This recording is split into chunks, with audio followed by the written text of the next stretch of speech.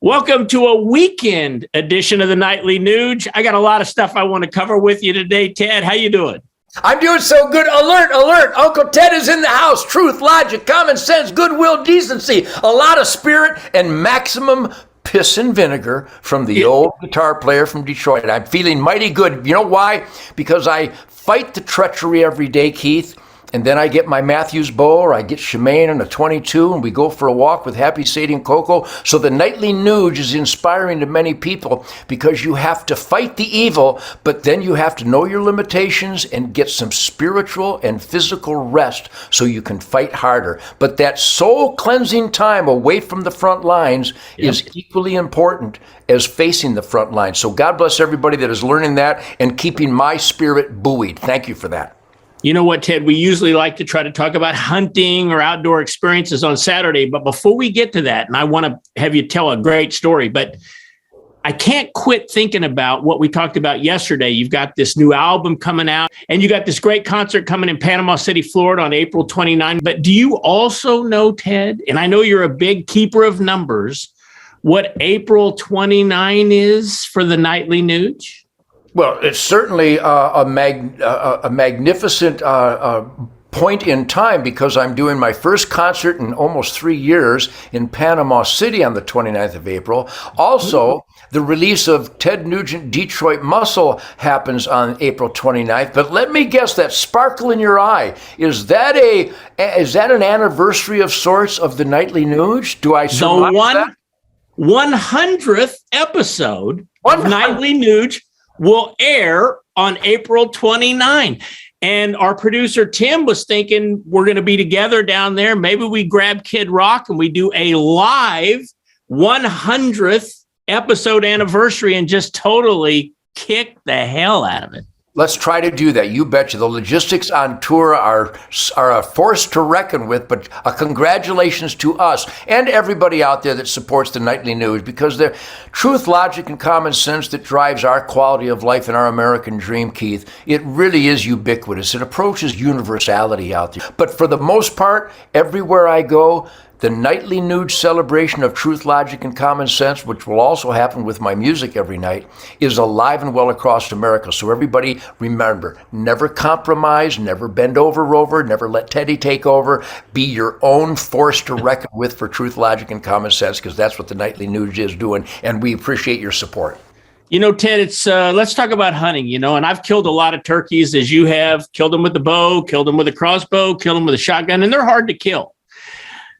But you sent me, and I think Michael Waddell, our bone collector buddy, is on that text thread, and you sent a picture from this, I think, yesterday. Wow, just tell us what happened.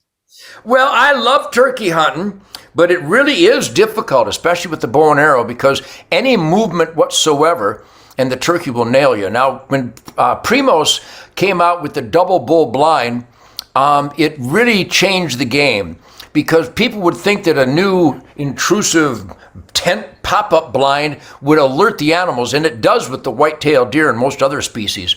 But it seems that turkeys will tolerate a blind, and if you wear full camo and paint your face up, or like I do, wear a mask, and you sit back and the blind is dark inside, you can draw your bow in the presence of an omniscient wild turkey, because they are omniscient. They literally can see 360 degrees because they're always moving. So they can see 360 degrees. They have incredible hearing, so you got to be sure that you're still. And even with a shotgun, if you snick off that safety with a click, their heads go up right away, and if you don't shoot them right away, they're gone. And with a bow and arrow, the vitals aren't behind the shoulder, the wing butt, like you would think on a big game animal. Their vitals laid down closer to the belly of the bird.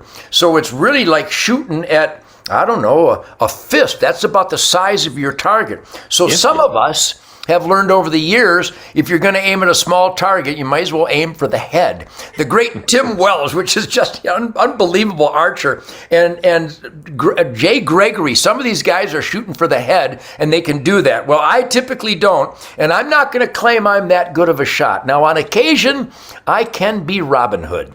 If everything is perfect, Mr. Left Hand is in total control with Mr. Right Hand, and Mr. Brain and Mr. Eyeballs are all working together, I I can touch off that mystical flight of the arrow and I can hit a squirrel. In fact, when I shoot at a big game animal, I literally go into a mantra. I go, where's the squirrel?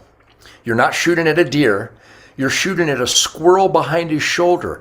You can hit the squirrel. So if there was a squirrel behind that deer's shoulder, where would you aim to hit the squirrel? And that's why I kill a lot of deer with my bow. Well, when this turkey came in, I shot and I got him in the middle and he started running off. Well, I'm pretty good with a high capacity magazine of arrows.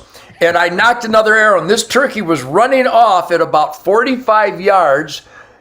And I touched one off, guessing the range, and I shot a little bit high, but I put that gold tip arrow right through his noggin. Wow. It was just a great moment. It's the first time I've ever shot a turkey in the head with a bow and arrow. But yeah, the wild turkey, let's celebrate this magnificent big game animal. There are more wild turkeys. There's the Merriam out west. There's the Rio Grande in the southwest. There's the eastern in the east, and there's the Osceola, unique to Florida. Then there's the Gould and the Ocellated down across the border in Mexico. In fact, somebody tells me that there's some Gould's turkeys in South Dakota. My point being is that here it is in 2022 with more pavement, more industry, more highways, more buildings, more neighborhoods than ever in recorded history. And at the same time, there is more wild turkeys in North America than ever in recorded history. So thanks to the Wild Turkey Federation. So a big salute to all my thunder chicken whackers out there. Great, Ted. Have a great weekend. And I encourage everyone to get outdoors with your family and friends this weekend and have a great weekend and come back next week and we'll have some more episodes of The Nightly Nooch. See you later, Ted. Good hunting forever. Thunder chickens, the other white meat.